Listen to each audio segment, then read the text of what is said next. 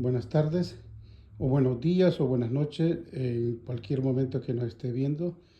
Tengo en este momento la oportunidad y el privilegio de estar con Roberto Nieto, uno de los primeros que vinieron a Winnipeg, Canadá, al principio de los 80.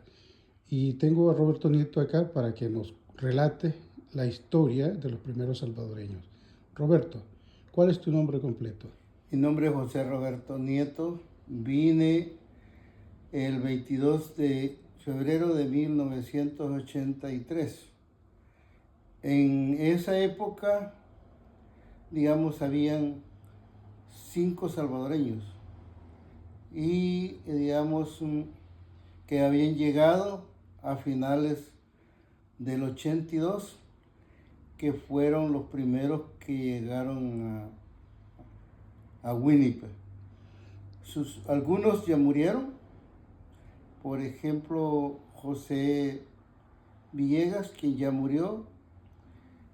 Otros que no están acá se movieron de la provincia, como Nelson Álvarez y Eugenio Alvarado, quien ahora viven en British Columbia, Nelson y Eugenio Alvarado. Y también en esa época estaba un joven de San Miguel que se llamaba Víctor, que se me ha olvidado el nombre. Fueron de los primeros que vinieron en el año 1982. También está otro que vino en esa época, que es el único que yo tengo contacto con él, que todavía está aquí, que se llama Orlando Chávez. Orlando Chávez. Y también está Luis Álvarez, creo yo, o Luis Castillo, no estoy seguro su nombre, pero él creo que se movió a Toronto. Los únicos que estamos aquí de los primeros que verdaderamente llegamos en los primeros soy yo, está Orlando, y está el otro que se me había olvidado, que sí nunca se ha movido. Uno de los primeros que vino en el 82 fue Gilberto Canjura. Gilberto Canjura él vino en el 82. Él también, otro matrimonio que vino, creo que en el 82 ellos se movieron, no tuvieron mucho tiempo aquí en Winnipeg, fue un matrimonio, fue Carmen Rosas con Ernesto Rosas. Ellos se movieron no sé si para Montreal o para Ontario. Esos fueron los primeros que verdaderamente llegamos, digamos, en Canadá, a Winnipeg. Aquí todavía está un señor, que eso fue de los primeros que entraron. Ahora ya está bastante enfermo. Él se llama Vidal Mazariego. Él entró en los 70, cuando hubo el movimiento allá en El Salvador de una gran represión a principios de los 70, donde hubo ese problema en El Salvador, y él prácticamente fue dirigente sindical en esa época, juntamente con Cayetano Carpio en los 60. Él vive aquí en Winnipeg, solo que él prácticamente es una persona que ha estado muy de cerca con la comunidad filipina, porque se casó con una filipina. Ahora él está ya, digamos, bien enfermo, y está retirado. Su esposa se murió, pero él sí fue el primero que vino por los problemas que surgieron allá a finales de los 60 y 70. Él tuvo una trayectoria sindical, pero él fue también de las personas que nos ayudaron a los primeros que llegamos a Winnipeg, pero por, por cuestiones de tal vez su personalidad, él no se pudo acoplar con la comunidad, y él se retiró de la comunidad, y él se mantiene más, digamos, más con la comunidad filipina. porque es con lo que él ha convivido casi toda su vida. Y en el año 1983 fue a donde se da la, que la comunidad salvadoreña empezó a venir todas las semanas. Digamos, los días martes eran los días que venían, digamos, grupos de 10, 5, más 20, en esa época ya a finales de los 83 empezó a venir, por ejemplo, tenemos al doctor Ricardo Cartagena, también creo, no sé, al doctor Rivas, creo yo, en esa época, pero ya a mediados del 83 empezó a venir la gente de una manera masivamente. Venían especialmente de Belice, venían de México y venían de Costa Rica y venían de Estados Unidos. Fue así como, digamos, a finales de los 83 logramos todavía como comunidad, digamos, había un poquito más de 100 personas en ese año y creo que es el único año a donde la comunidad salvadoreña pudo reunirse a una cena navideña, todos directamente, una participación masiva, algo que verdaderamente ya nunca se volvió a dar.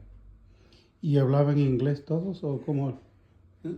Los que venían, por ejemplo, de Estados Unidos, hablaban un inglés, así como directamente, o sea, la gente que no lo hablan bien, pero por lo menos se defendían.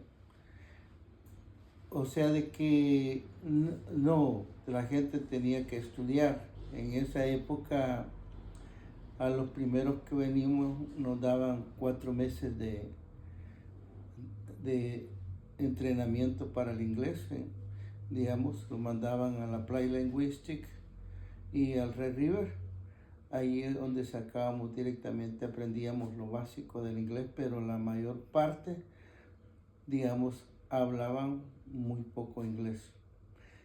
Prácticamente no es que verdaderamente algunos nos echaron la mano en esa época, unos chilenos, algunos, digamos, compañeros chilenos, también otros compañeros argentinos, ya que en esa época estaba la dictadura en Argentina y estaban aquellos, digamos, como refugiados y verdaderamente nos dieron la mano.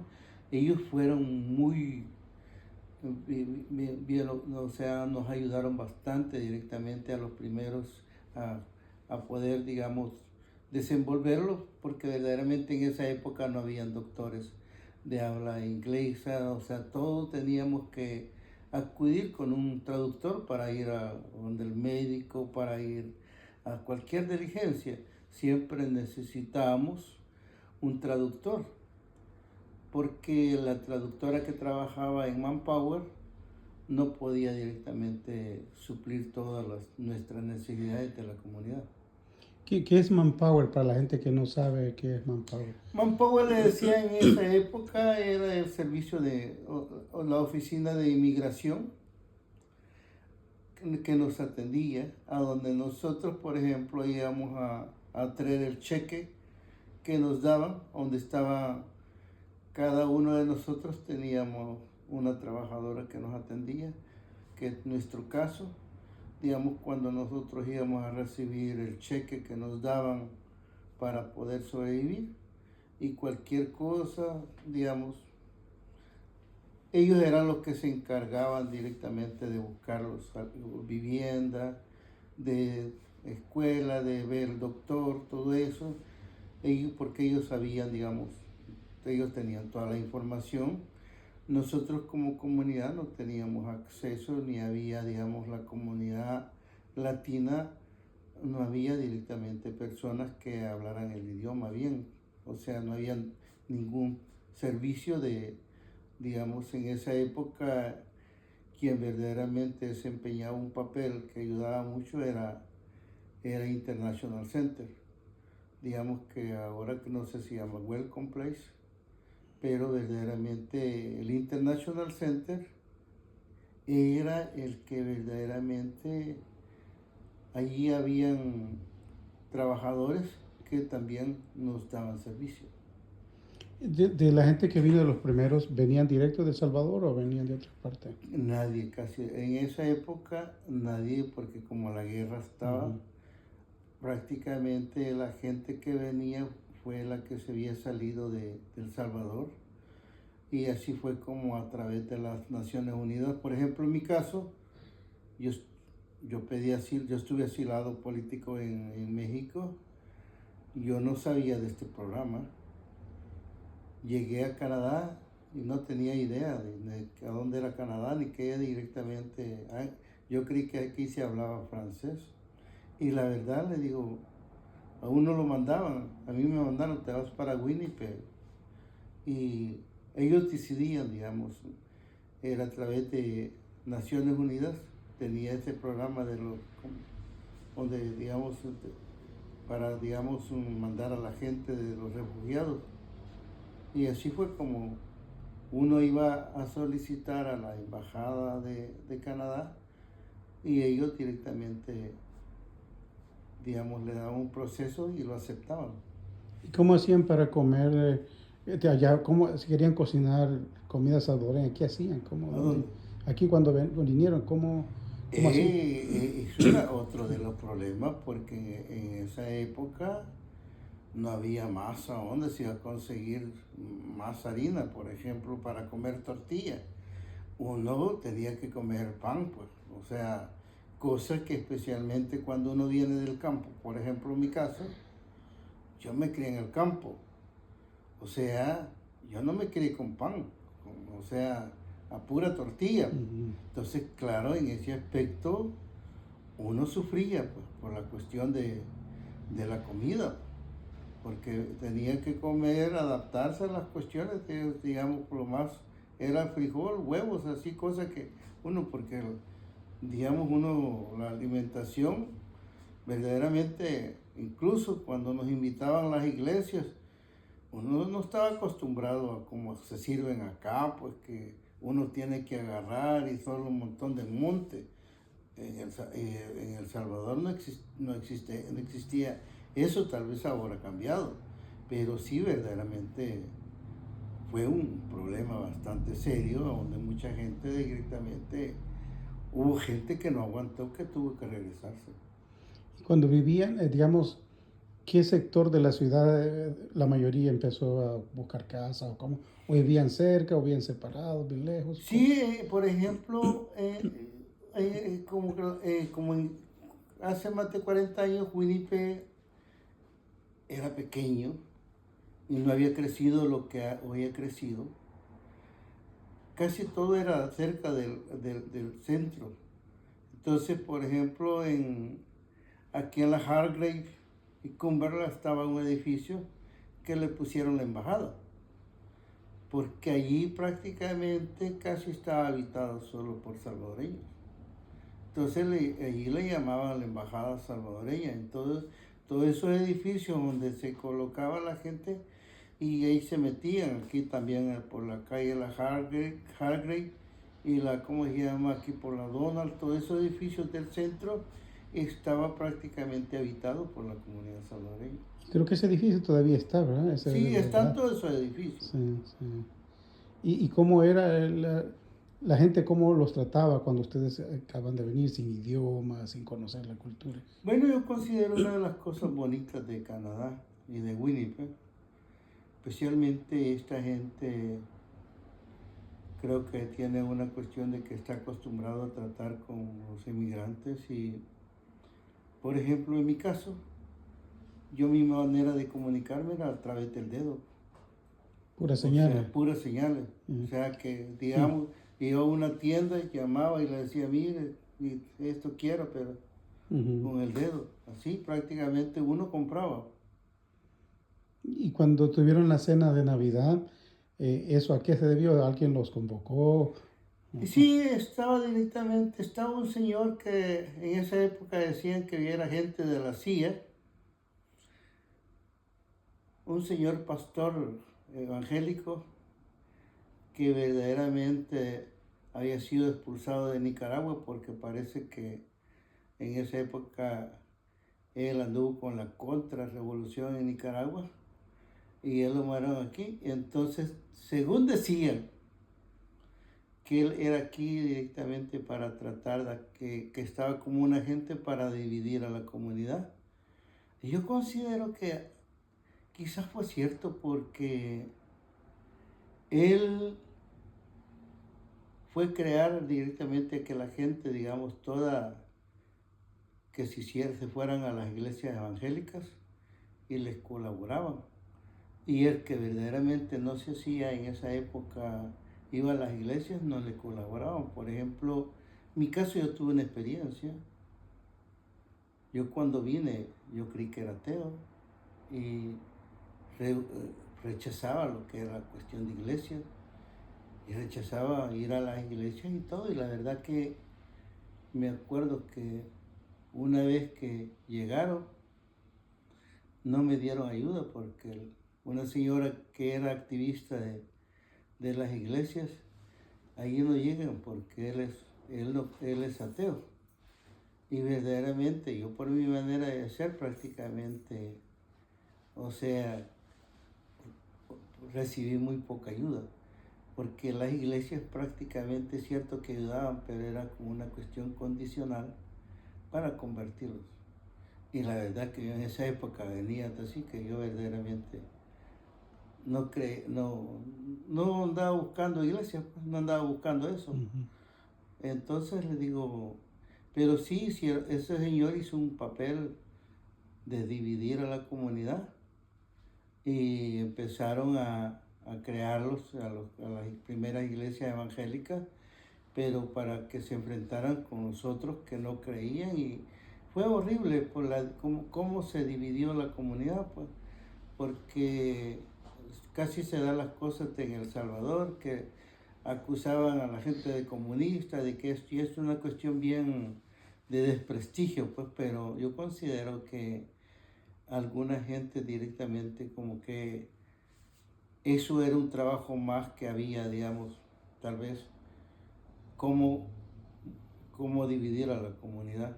Creo como que ya era planificado. La primera gente que llegó aquí a Winnipeg, inmediatamente se comunicaron entre ellos mismos, o cómo fue que se supieron que estaban acá y que eran salvadoreños. Porque la verdad que como Winnipeg, chicos, por ejemplo, yo se dieron cuenta como directamente yo vine a Winnipeg cuando llegaban a inmigración, a donde llegaban uno. Entonces ahí decía, por ejemplo, yo me acuerdo que así fue como se dieron cuenta que yo había venido y llegaron toda la comunidad, todos los que estaban, que eran como 6, entonces a visitarme. O sea, había esa situación de una, digamos, una convivencia dentro de la comunidad, verdaderamente. Fue bonito ese año porque prácticamente nos reuníamos, donde iba uno, íbamos todos, agarrábamos lugares para ir a jugar pelota o todo eso, pero verdaderamente casi siempre andábamos todos juntos.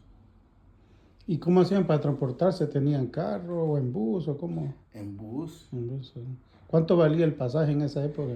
Cuando yo vine, el pasaje para los adultos era $22. Y para los estudiantes valía $12.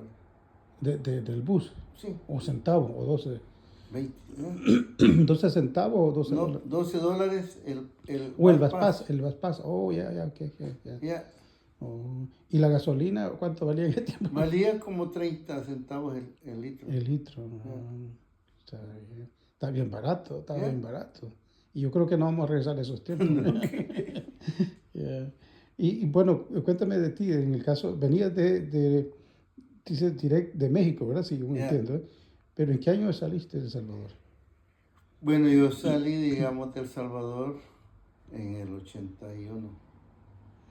O sea, después de la ofensiva que hubo y verdaderamente en la cual los que logramos sobrevivir hubo una gran persecución, y la verdad que todos tenían casi prácticamente en esa época el movimiento quedó como no destruido, pero de bien golpeado, y los que logramos sobrevivir, muchos buscamos manera de refugiarnos en la embajada de Nicaragua o México, que fueron la mayor parte directamente decidían por México y Nicaragua. Ahora, regresando a la gente que los primeros que vinieron, venían profesionales de tiempo, quienes fueron los primeros doctores o gente, sí, abogados. Bueno, en la época que yo vine, digamos, había, digamos, algunos profesionales. Por ejemplo, primero fue el doctor Cartagena, quien ahora ya está retirado, él ya no vive acá, se movió para Ontario. Él fue de los primeros doctores que vino, que estaba recién directamente salido de la universidad, digamos. Creo que nunca ejerció allá en El Salvador. Y él vino primero, pero aquí tuvo que estudiar.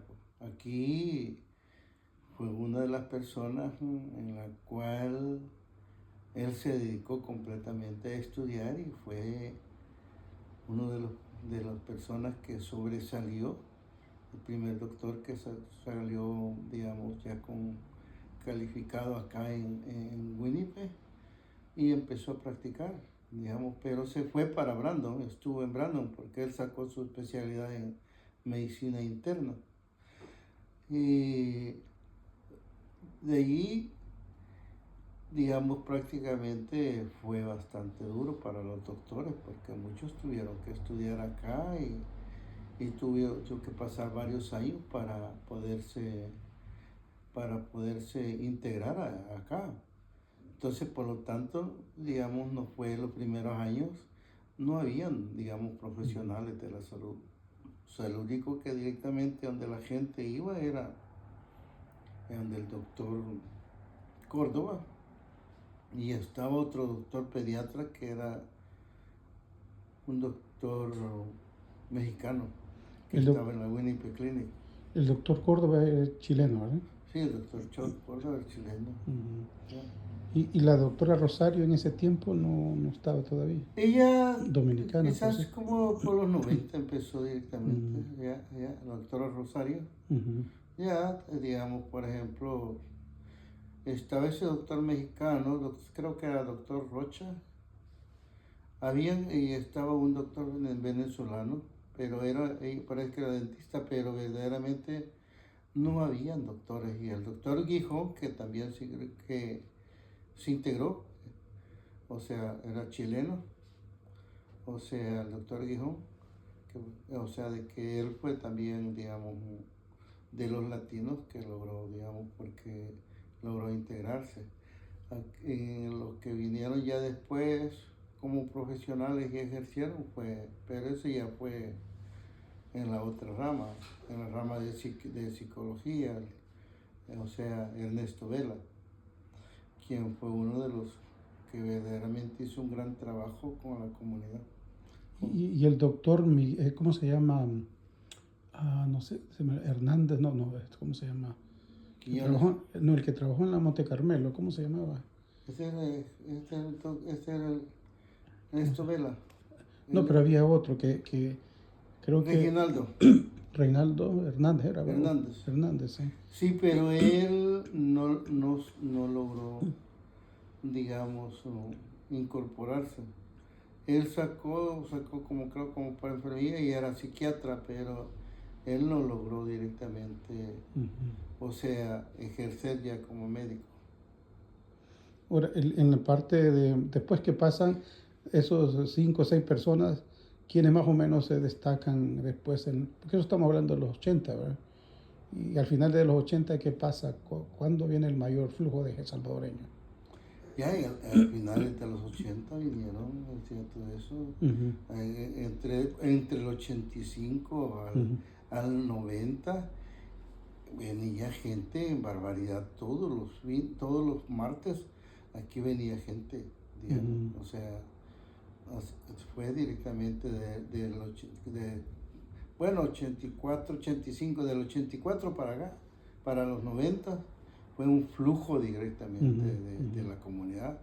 Venía gente de Costa Rica, venía gente de, digamos, de Belice, venía gente de México. Ahora, vamos a hablar un poquito de Brandon, porque tiene por el tiempo, hay 5 minutos más.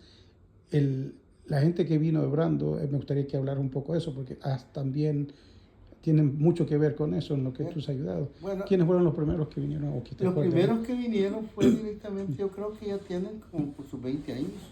Los primeros que vinieron a Brandon fue el primer grupo que vino, la cual nosotros como asociación les dimos una gran asistencia.